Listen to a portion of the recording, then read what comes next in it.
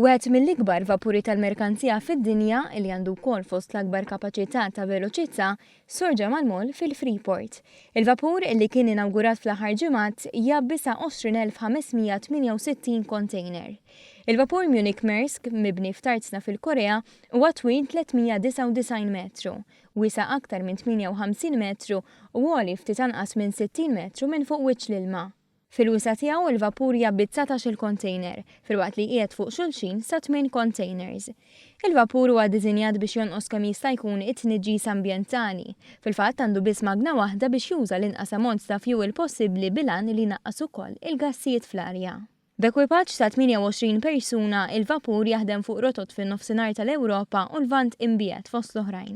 Il-kumpanija Franċiża għażlet li tibgħat il-vapur hawn Malta fl-ewwel vjaġġ tiegħu minn meta ġie inawgurat anke minħabba l-faċilitajiet li joffri l-Port Ħieles bil-possibilità ta' waqfiet simili fil-ġejjieni.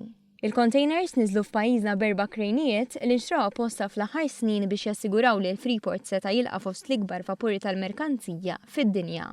Id-direttur tal-operat fil-Port Alex Montebello qal li dħul ta' dan il-vapur huwa frott l-investiment li l-Port Ħieles għamel biex isaħħaħ l-infrastruttura u bekk ikun possibbli li l-akbar vapuri fid-dinja jorbtu mal-mollijiet tiegħu.